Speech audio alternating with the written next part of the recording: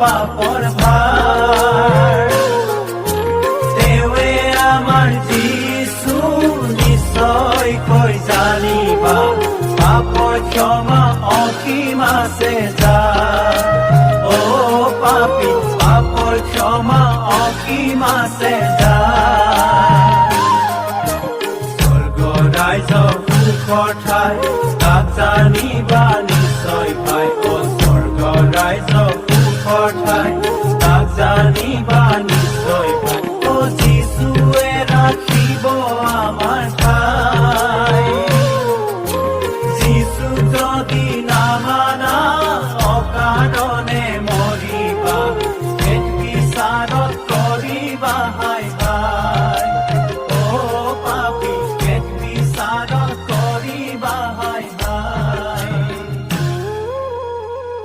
শুনা শুনা সৰ্বজন মহান যিছু নাম ও সেই নামে পাবা তুমি বৈকুণ্ঠৰ স্থান।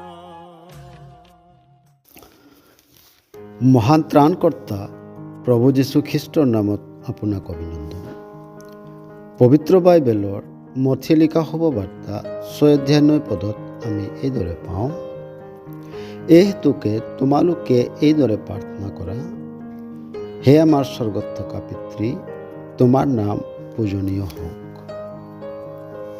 এদিনাখন প্ৰভু যীশুৱে দৃষ্টান্ত দি শিষ্যবিলাকক ক'লে, দুজন ব্যক্তি প্ৰাৰ্থনা কৰিবলৈ মন্দিৰলৈ গ'ল। তাৰে এজন আছিল ফৰিচী আৰু আনজন আছিল কৰ তোলা। ফৰিচীয়ে থিয় হৈ এইদৰে প্ৰাৰ্থনা কৰিবলৈ ধৰিলে, হে ঈশ্বৰ, মই আন মানুহৰ নিচিনা অপকাৰক, অন্যায়কাৰী, ব্যভিচাৰী নাইবা এই কৰ তোলাৰ নিচিনা নহওঁ। মই সপ্তাহৰ ভিতৰত 2 বাৰ লঘোণ দিওঁ আৰু মোৰ সকলো আয়ৰ 10ম ভাগ দান কৰোঁ।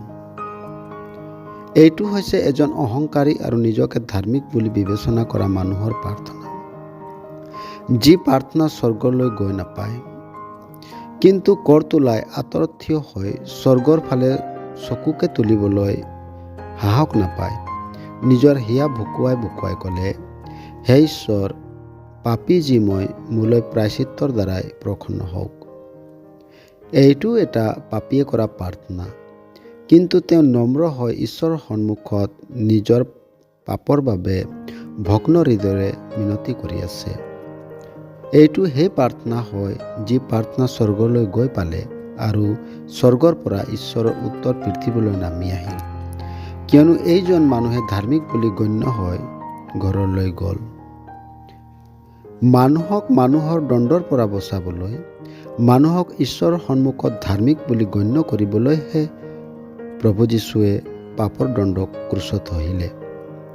যিজনে প্ৰভু যীশুক ও তেওঁৰ ক্ৰুচীয় মৃত্যুক ও পুনৰুত্থানক বিশ্বাস কৰে, সেইজনে পৰিত্ৰাণ পায় আৰু সেইজনৰ প্ৰাৰ্থনা স্বৰ্গত গ্ৰাহ্য হয়। আপোনাৰ জীৱনতো এইদৰে হ'বলৈ ঈশ্বৰে আপোনাক সহায় কৰক। ধন্যবাদ।